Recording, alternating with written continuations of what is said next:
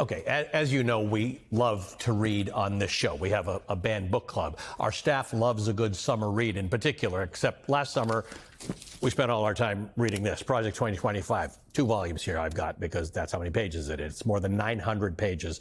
It's a conservative roadmap for a Republican presidency to reshape the entire federal government. President Trump repeatedly distanced himself from this on the campaign trail last year, despite many of its contributors working on his election team.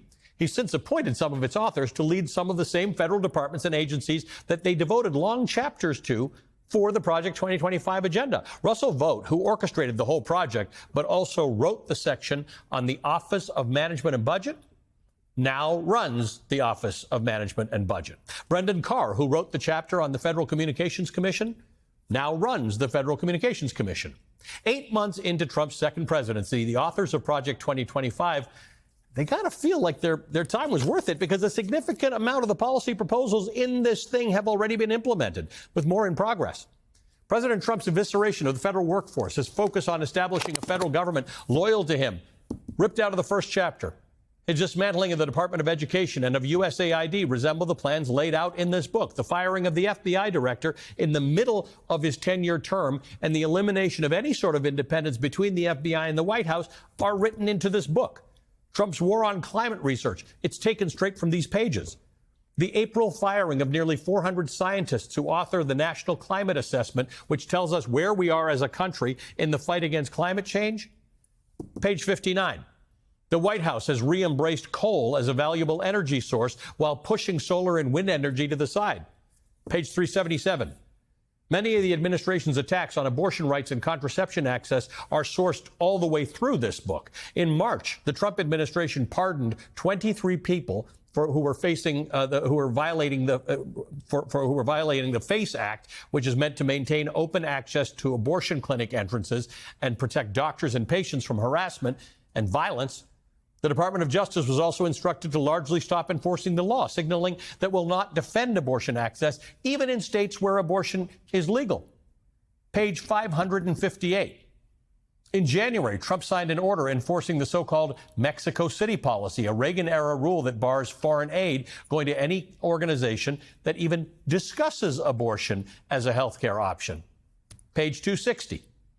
July's reconciliation bill in Congress was almost like a combo deal for Project 2025's architect. It includes provisions to eliminate subsidies and tax credits for renewable energy, which can be found on page 306, to impose stricter work requirements for SNAP food assistance from page 299, to increase the capacity of ICE detention facilities by 100,000 beds from page 143, to roll back student loan forgiveness and eliminate income-backed repayment options from page 331. All of this adds up to a wildly successful first 8 months for the conservative interest groups and think tanks that joined up to write Project 2025. The Heritage Foundation, which led the project, has wielded influence in Washington for decades, but never as much as it does right now at this moment. And by the way, we're not done. Next month, Heritage is releasing a judicial counter project to Project 2025. It's called The Heritage Guide to the Constitution, which intends to reshape policies and priorities inside the judicial branch as much as it's already done within the executive branch. What could possibly go wrong?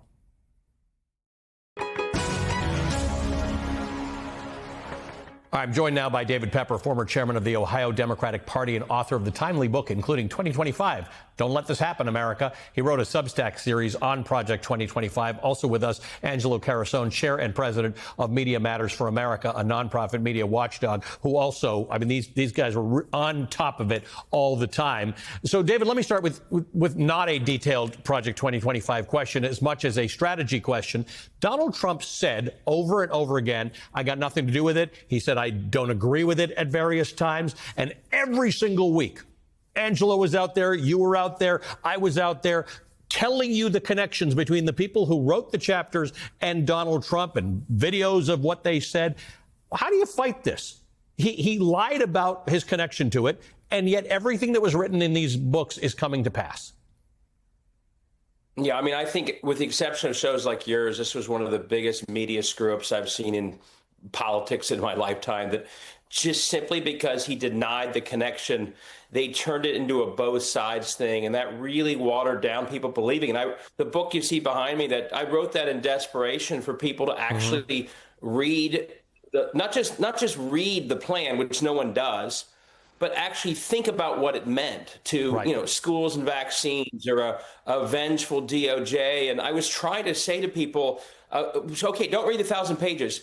But imagine if the things that Donald Trump was promising and the heritage people were promising were to happen, and it's played out exactly as you were saying, as I tried to write.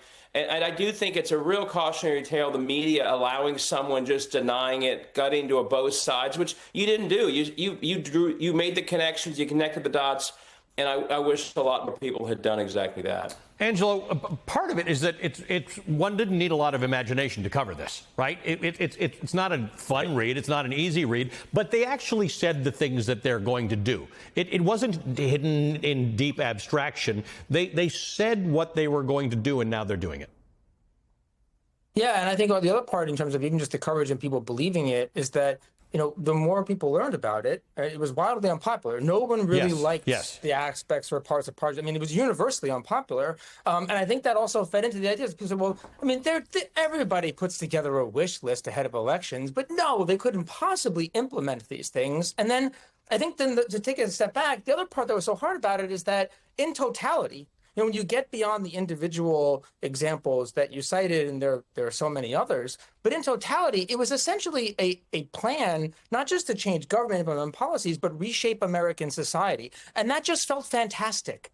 Oh, come on, that's just a fantasy. Of course, that's what they're saying, but they're not going to actually try to reshape American society through all of these changes. And I think that made it really hard for people to fully internalize the fact that a vote for Trump and putting Trump in office was actually a vote for putting Project 2025 into effect and all the consequences that come out from there. And so part of the problem, David, and you've written about this as it relates to states. Some people, the reason Angelo says it didn't seem real to some people is because people didn't associate Donald Trump with that level and depth of thinking about structural organization. But this was written by people who actually do have that. Whether you agree with them or not, these are people who had thought this through. We think of party platforms, but nobody ever takes those seriously. This was a party platform on steroids. Right. And I also want to say, going back to the theory on states, it tells us everything that they had to, once it became unpopular, and this thing was toxic. Once it became unpopular, they had to deny that they were tied to it.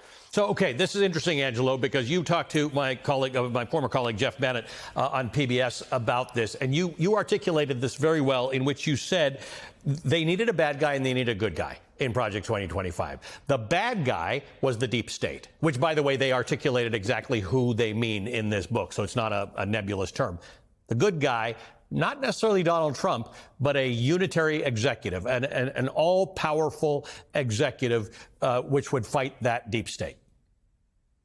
That's right. And that is a simple story for people to understand. They tapped into the animosity that they had cultivated for so long around the idea of this abstract deep state. And the argument was you need something very clear to fight it. Good versus bad. It's a simple thing for people to rally around and organize with. And that is fundamentally the story of Project 2025. And that's where I think this gets, when we talk about reshaping society, here's a perfect example.